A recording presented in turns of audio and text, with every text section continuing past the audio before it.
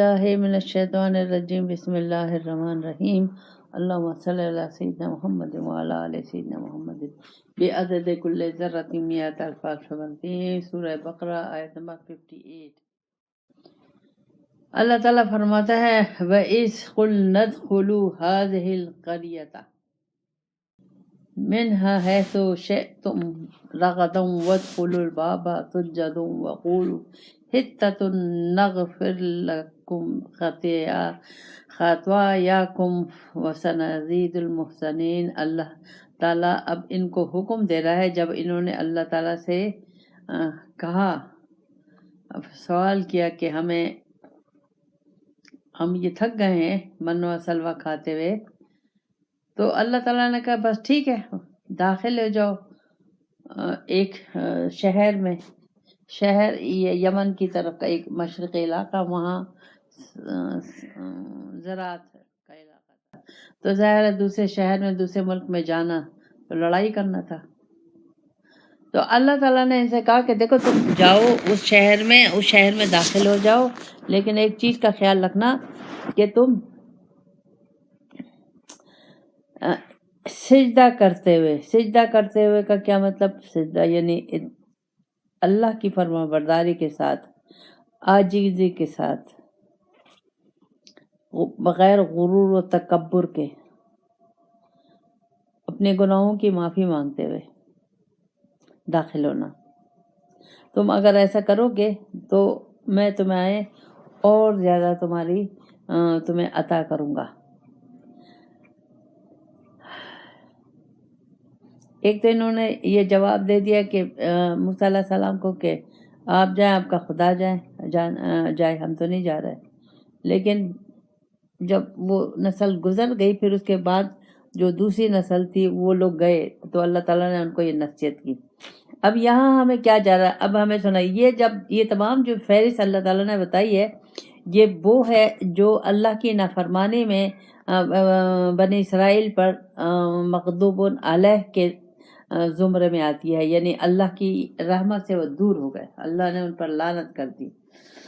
تو اب اس میں ہمارے لیے کیا سبق ہے کہ ہمیں بھی ایسے عمل نہیں کرنے، ان تمام اعمال سے بچنا ہے جو اللہ کی ناراضگی کا سبب بنے۔ ہر حالت میں ہمیں اللہ کی اطاعت کرنی ہے، کوئی بھی نعمت ملے ہم اس نعمت کو اللہ کی مرضی کے مطابق استعمال کریں، اور اصل شکر کا پہلو یہی ہے کہ اس نعمت کو جو بھی ملے اس کو اللہ کی رضا کے مطابق استعمال کیا جائے، اور پھر اللہ کا شکر بھی ادا کیا جائے۔ تو جو اللہ تعالیٰ یہاں مجھے شکر کی نعمت کا کہہ رہا ہے، دوسرے اطاعت کا کہہ رہا ہے۔ اب رسول پاک صلی اللہ علیہ وسلم کا اس میں مثال، رسول پاک صلی اللہ علیہ وسلم ظاہری باطنی دونوں صورت میں قرآن کے عملی نمونہ ہیں۔ آپ جب فتح مکہ کے وقت داخل ہوئے تو آپ اتنے جھکے ہوئے تھے اپنے اونٹ پہ کہ آپ کے وہ جو اونٹ کا کوہان تھا اس سے بالکل آپ کا سر لگا ہوا تھا، اور انتہائی عاجزی اور انتہائی فرما برداری سے یہ اللہ رسول پاک صلی اللہ علیہ وسلم کا طریقہ تھا۔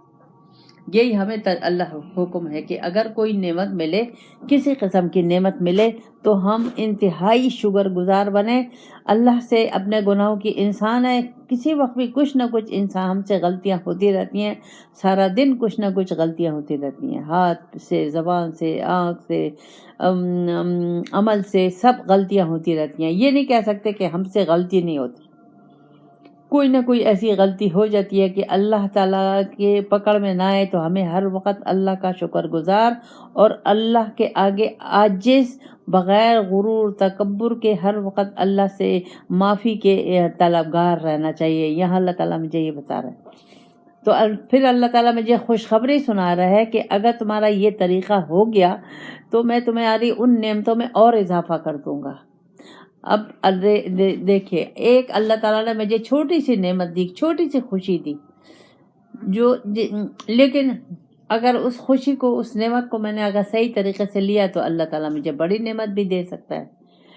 لیکن ہم لوگ ہر دن ہمیں کچھ نہ کچھ نعمتیں ملتی رہتی ہیں کسی نہ کسی شکل میں۔ شوہر نے ایک محبت کا الفاظ ہی ہمیں کہہ دیا تو یہ بھی ایک نعمت ہے، یہ اس کا بھی شکر گزار ہونا چاہیے کسی اور نے ہمیں ذرا سی تعریف کر دی تو ہمیں بھی اس کا شکر گزار ہونا چاہیے اور اس نعمت کی قدر کرنی چاہیے۔ کسی نے کوئی چھوٹا سا تحفہ اپنی حیثیت کے مطابق ہمیں دے دیا یا ہماری حیثیت سے کم تحفہ دے دیا، یہ بھی ہے، ہماری حیثیت سے کم تحفہ دے دیا، ہمیں اس کا بھی شکر گزار ہونا چاہیے۔ کیوں کہ دینے والا سامنے بندہ ہے لیکن اصل اس کے پیچھے اللہ ہے۔ اگر یہ نقطہ سمجھ میں آ جائے کہ ہر چیز کے پیچھے اللہ ہے تو پھر ہماری وہ ناشکری کی جو عادت ہے وہ ختم ہو جائے گی، اور ہر حالت میں ہر چیز کو ہم انتہائی عاجزی، انکساری اور محبت سے اور اطاعت سے اور شکر گزاری سے ہر نعمت کو لیں گے۔ سارا دن ہم پہ نعمتوں کی بارش ہوتی رہتی ہے کسی نہ کسی شکل میں۔ اولاد اگر میرا یہ کہنا مان لے، نافرمان اولاد ہے، کہنا مان لے ایک، پھر بھی شکر گزار ہونا چاہیے، یعنی قدم قدم پہ ہمیں اللہ کا شکر گزار ہونا چاہیے۔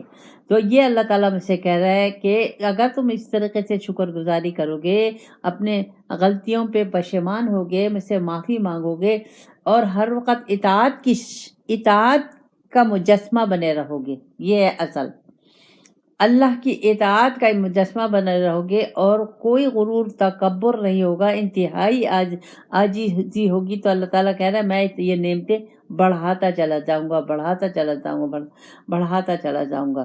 اور اللہ کا اچھا پھر اللہ تعالیٰ فرماتا ہے، اب دوسری اللہ تعالیٰ ان پہ اپنی ناراضگی کا اظہار کر رہا ہے۔ اللہ تعالیٰ نے کہا تھا کہ انتہائی عاجزی کے ساتھ معافی مانگتے ہوئے شہر میں داخل ہونا، لیکن انہوں نے کیا کیا؟ فَبَدَلَ الَّذِينَ ظَلَمُوا قَوْلًا غَيْرَ الَّذِي قِيلَ لَهُمْ فَأَنزَلْنَا عَلَى الَّذِينَ ظَلَمُوا رِجْزًا مِّنَ السَّمَاءِ بِمَا كَانُوا يَفْسُقُونَ۔ اللہ تعالیٰ نے انہیں عاجزی سے، اطاعت سے، انکساری سے اور اپنی غلطیوں کی معافی مانگتے ہوئے داخل ہونے کو کہا تھا، لیکن وہ انتہائی غرور تکبر میں، جب انہوں نے وہ شہر فتح کر لیا اور اس میں انتہائی غرور تکبر، اور انہوں نے وہاں قتل عام شروع کر دیا، ظلم شروع کر دیا، تمام برائیاں ان میں آ گئی، اللہ کی نافرمانی شروع کر دی، تو اللہ تعالیٰ نے ان کو پکڑ لیا۔ یہی سنت اللہ کی ہے، ہر ایک کے ساتھ یہ یاد رکھیں۔ تو کیا کیا؟ بیماری ان میں پھیل گئی اور لاکھوں لوگ اس بیماری سے مل گئے۔ کیوں؟ بما کانوا یفسقون، کہ انہوں نے حکم و عدولی کی۔ اب یہاں اللہ تعالیٰ مجھے اپنا قانون بتا رہا ہے کہ میرا طریقہ یہ ہے کہ اگر تم میرا کہنا مانو، یا اب اللہ تعالیٰ مجھے کہہ رہا ہے کہ اگر تم لوگ میرا کہنا نہیں مانو گے، میرے محبوب کا کہنا نہیں مانو گے، تم اسی طرح غلطیاں کرو گے جیسے یہود و نصارہ نے کی تھی، اسی طرح نافرمانیاں کرو گے جو جیسے یہود و نصارہ نے کی تھی، تو میں نے ان کو جیسے عذاب میں مبتلا کیا اسی طرح میں تمہیں بھی عذاب میں مبتلا کروں گا۔ اب یہ نہیں ہو سکتا کہ ہم بچ جائیں، ہم نہیں بچ سکتے۔ اب دیکھ لیں، ہم اس وقت دیکھ لیں مسلمانوں کی حالت، آپ دیکھ لیں ہر جگہ مسلمانوں کی ہے، شام میں دیکھ لیں، عراق میں دیکھ لیں، لیبیا میں دیکھ لیں، مصر میں دیکھ لیں، فلسطین میں دیکھ لیں، کشمیر میں دیکھ لیں، ہندوستان میں دیکھ لیں مسلمانوں کے، افغانستان میں، اب پاکستان، اللہ تعالیٰ خیر کرے، پاکستان کی حالت دیکھ لیں، انتہائی اللہ کی نافرمانی میں، تھوڑی نہیں ہے، انتہائی ہر چیز میں نافرمانی ہے۔ تو ہر چیز میں ہم اللہ کے قانون کو توڑ رہے ہیں۔ اللہ نے کہا ملاوٹ نہیں کرو، ہم ڈبل سے ڈبل ملاوٹ کر رہے ہیں۔ اللہ نے کہا دھوکہ مت دو، ہم ہر چیز میں دھوکہ دے رہے ہیں۔ اللہ نے ہمیں جو کہا کہ جھوٹ مت بولو، غیبت نہ کرو، لوگوں لالچ مت کرو، سود مت کھاؤ، زنا مت کرو، برائی کو مت پھیلاؤ، بے-حیائی کو مت پھیلاؤ، ہم سب کر رہے ہیں۔ کون سی چیز سے ہم بچے ہوئے ہیں؟ تو کس وقت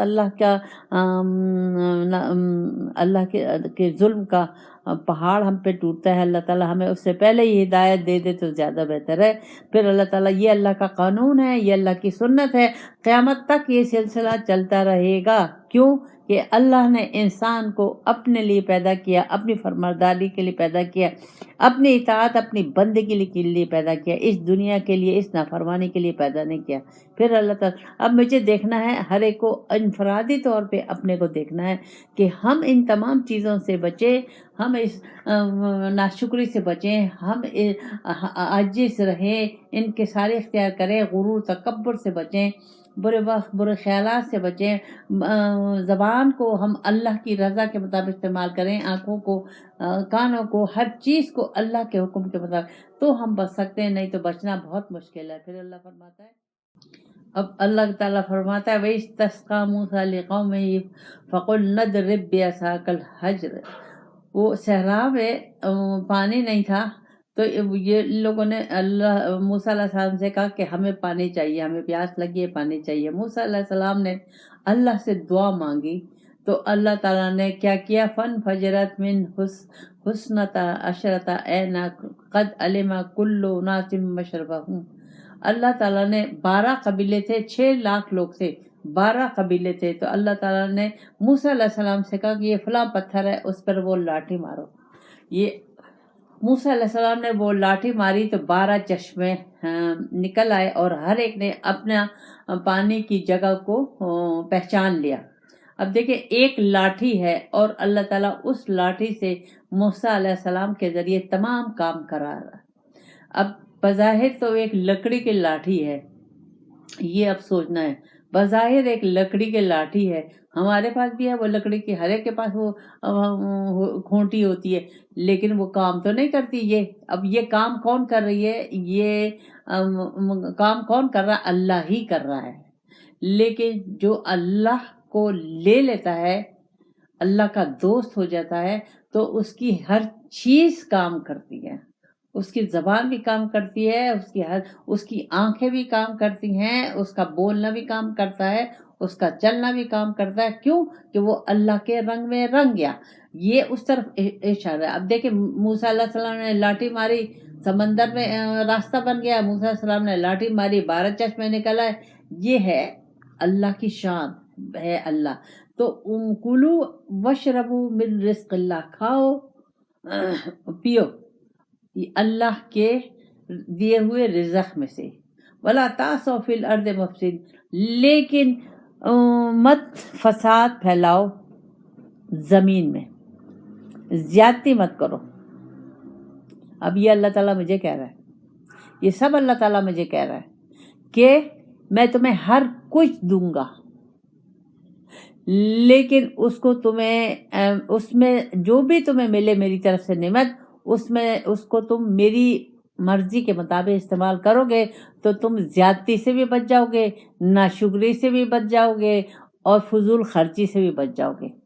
اب ہر نعمت میرے پاس ہے، اگر ہم اپنے جسم کو ہی لے لیں تو میرے پاس تو سب جسم میں اللہ تعالیٰ نے سب سلامت رکھی ہوئی ہیں، عقل بھی ٹھیک ہے، آنکھیں بھی ٹھیک ہے، زبان بھی ٹھیک ہے، کان بھی ٹھیک ہیں، ہاتھ پیر بھی سلامت ہیں، یہ سب اللہ کی نعمتیں ہیں۔ اگر ان کو میں اللہ کی مرضی کے مطابق استعمال نہیں کر رہی تو اللہ تعالیٰ مجھ سے اس کا پوچھے گا۔ پھر اس کے علاوہ جو نعمتیں اللہ تعالیٰ نے مجھے دنیا میں مال دیا ہے، عزت دی ہے، علم دیا ہے، اللہ تعالیٰ نے شہرت دی ہے، عہدہ دیا ہے، اور اچھا رتبہ دیا، اب ان تمام چیزیں سب اللہ کی چیزیں، کوئی انسان کی اپنی کوئی حیثیت نہیں ہے۔ کیوں کہ انسان کو سوچنا چاہیے کہ وہ کس چیز سے بنا ہے۔ ایک پلیت مٹی کے اس سے پانی سے بنا ہے، ناپاک پانی سے، اس کی کیا حیثیت ہے؟ کوئی حیثیت نہیں ہے۔ تو ہم اپنے کو ہر وقت اپنی حیثیت کو یاد رکھیں کہ ہماری کیا حیثیت ہے۔ جو نعمت میرے پاس ہے وہ سب اللہ کی ہے، اللہ ہی کی ہے، اس کو میں اللہ ہی کی مرضی سے استعمال کروں گی تو میں ان تمام نافرمانی سے بچ جاؤں گی۔ لیکن اگر میں نے ان تمام نعمتوں کو جو اللہ تعالیٰ نے جس شکل میں مجھے دی ہیں اپنی مرضی سے استعمال کی تو فساد بھی ہوگا، نافرمانی بھی ہوگی، زیادتی بھی ہوگی، اور لوگوں کی حق تلفی بھی ہوگی، اللہ کی نافرمانی بھی ہوگی، گناہ بھی ہوگا، سب اس کے ساتھ جڑے ہوئے ہیں۔ تو اصل کیا ہوئی؟ اصل چیز ہوئی اللہ کی اطاعت، اللہ کی بندگی، اللہ کی۔ جب تک یہ شروع نہیں ہوگا ہم اب وہ چیز حاصل ہی نہیں کر سکتے جو اللہ تعالیٰ میں سے چاہ رہا ہے۔ اور اگر ہم نے وہ اس طریقے سے نہیں کیا جیسے اللہ چاہتا ہے تو کسی وقت اللہ تعالیٰ ہمیں بھی اپنے عذاب میں پکڑ سکتا ہے۔ تو ہمیں ہر وقت تیار رہنا چاہیے، اللہ کے عذاب سے بچنے کے لیے ہر لمحہ کوشش کرنی چاہیے۔ کوئی چیز، کسی نعمت کو اپنی طرف مت کرو، سب اللہ کی طرف اور اللہ کی مرضی سے استعمال کرے تو وہ نعمتیں بڑھتی چلی جاتی ہیں، نعمتیں بڑھتی چلی جائے۔ اگر وہ نعمت چلی بھی گئی، جیسے آپ بہت مالدار ہیں، اللہ کی راہ میں لگی ہوئی ہیں، صراط المستقیم پہ آپ چل رہی ہیں، اللہ اور رسول کے حکم کے مطابق زندگی اور مال دولت ہر کوئی استعمال کر رہی، اگر وہ چلی بھی گئی تو وہ فائدہ ہی ہے، نقصان نہیں ہے۔ ان سے انسان ڈپریشن میں نہیں جاتا، پریشانی میں نہیں جاتا، اس دکھ نہیں ہوتا اسے، وہ راضی برضا رہتا ہے۔ کیوں؟ کہ اسے معلوم تھا کہ اللہ کی تھی، اللہ نے لے لی۔ اس میں بھی کوئی حکمت ہوگی، اس میں بھی کوئی حکمت ہوگی۔ تو ہمیں کوشش کرنی چاہیے کہ ہم اللہ کے مزاج کو سمجھیں، اسی طرح زندگی گزاریں، اور اللہ تعالیٰ مجھے اپنا مزاج، اپنا طریقہ، اپنا سنت ان آیتوں میں بتا رہا ہے۔ پھر اللہ آگے اچھا، وَإِذْ قُلْتُمْ يَا مُوسَىٰ، اب ان کی ناشکری شروع ہو گئی۔ وہ من و سلوہ ملا تھا، اس پہ انہوں نے موسیٰ علیہ السلام سے کہا کہ ہم تو اللہ طعام واحدۃ فادع لنا، تو ہم تو ایک کھانے پہ صبر نہیں کر سکتے، ہمیں تو کیا چاہیے، ہمیں تو تم اللہ سے کہو رب کا یخرج لنا مما تنبت الارض، ہمیں زمین کی پیداوار چاہیے، کھیتوں کی، کیا من بقلها وقصائها وفومها وعدسها وبصلها، ہمیں چاہیے ساگ، ککڑی، گیہوں، مسور، پیاز۔ موسیٰ علیہ السلام نے کہا قال اتستبدلون الذی، کیا تم بدلتے ہوا ادنا بالذی ہوا خیر، بہتر چیز سے ایک ادنا چیز تم مانگ رہے ہو۔ تو پھر کہا چلو ٹھیک ہے، اگر تمہیں وہ چاہیے تو اہبطوا مصر فإن لکم ما سألتم، تم مصر جاؤ، وہ علاقہ بتایا، وہاں جہاد کرو اور وہاں جاؤ، وہاں تمہیں یہ چیزیں مل جائیں گی۔ تو انہوں نے جہاد تو نہیں کیا، موسیٰ علیہ السلام کو جواب دیا کہ تم جاؤ، تمہارا خدا جائے۔ تو اللہ کہہ رہے وَضُرِبَتْ عَلَيْهِمُ الذِّلَّةُ وَالْمَسْكَنَةُ، میں نے ان پر لعنت بھیجی، ان پر چسپاں کر دی، ذلت اور خواری، یعنی تمام عمر ذلیل رہیں گے اور خوار رہیں گے۔ وَبَوْءُ بِغَضَبٍ مِّنَ اللَّهِ، یہ اللہ کی ناراضگی کا بدلہ ہے۔ کیوں اللہ تعالیٰ نے ان پر یہ ناراضگی کا اظہار کیا؟ ذَلِكَ كَانُوا بِأَنَّهُمْ كَانُوا يَكْفُرُونَ بِآيَاتِ اللَّهِ، یہ اللہ کی آیتوں کے انکار کرتے تھے، اور وَيَقْتُلُونَ النَّبِيَّ بِغَيْرِ الْحَقِّ، اور جو پیغمبر آتے تھے ان کو بغیر کسی وجہ کے شہید کر دیتے تھے، جیسے ہم اپنے علماء کو شہید کر رہے ہیں۔ ذَلِكَ بِمَا عَصَوا وَكَانُوا يَهْتَدُونَ، یہ ان کی نافرمانی اور حد سے بڑھی ہوئی زیادتیوں کا اللہ تعالیٰ نے ان سے ناراض ہو گیا، اور اللہ تعالیٰ نے ان پر اپنی لعنت چسپاں کر دی۔ اب اس سے ہمیں بچنا ہے، اب ہمیں سمجھنا ہے اس کو ایک تو اللہ تعالیٰ جو بھی نعمت ہمیں دے اس کو ہمیں شکر کے ساتھ لینا چاہیے۔ اب غریبی ہے، غریبی میں کیا ہوگا؟ زیادہ سے زیادہ غریبی میں ہوگا سوکھی روٹی اور پیاز کھانا۔ اچھا، مالداری ہے، اللہ تعالیٰ نے مالدار اگر حلال ہے، حرام کیا یہاں بات نہیں ہو رہی، حلال ہے، لیکن اتنا ہے کہ بس ہر روز گوشت نہیں پک سکتا، ترکاری، دال، سبزی پک رہی ہے، اور ہم پھر اس پہ شکایت کریں، اپنے کس کو شکایت کریں گے؟ ہم اپنے شوہر کو شکایت کریں گے، ہم اب سے کریں گے، یا شوہر بیوی سے کرے گا، ماں باپ سے کریں گے، ہیں؟ تو یہ شکایت کس کی ہو رہی ہے؟ یہ ناشکری کس کی ہو رہی ہے؟ اللہ کی ہو رہی ہے۔ کیوں؟ کہ جو چیزیں دے رہا وہ کون دے رہا ہے؟ اللہ دے رہا ہے۔ ان کو جو اللہ تعالیٰ نے من و سلوہ دیا، کس نے دیا تھا؟ اللہ نے دیا تھا۔ پھر بھی اللہ کی نافرمانی۔ تو اب اللہ تعالیٰ مجھے کہہ رہا ہے کہ جو نعمت تمہیں روزانہ ملتی ہے، جو بھی ملے، اس کا شکر کر کے لو اور اس کو استعمال کرو اللہ کی مرضی کے مطابق۔ ہر نعمت اللہ کی ہے، اور اس کو ہمیں حقیر چیز سے نعمت۔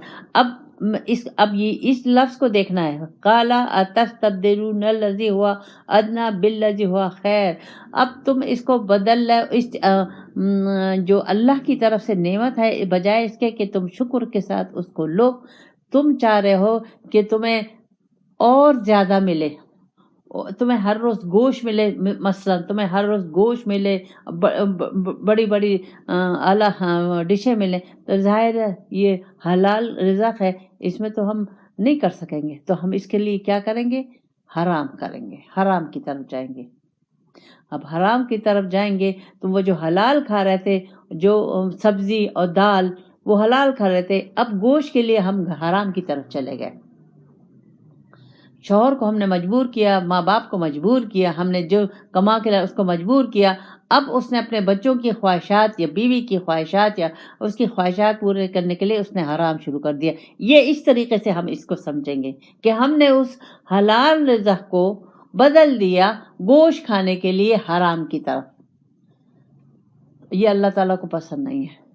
ہاں محنت کر سکتے ہیں، ہم یہ محنت کر سکتے ہیں کہ ہم محنت کر رہے ہیں، ہم اور زیادہ محنت کریں حلال کے لیے، اور زیادہ محنت کریں بجائے اس کے کہ ہم شارٹ کٹ راستے ڈھونڈیں اور ہم حرام کھائیں۔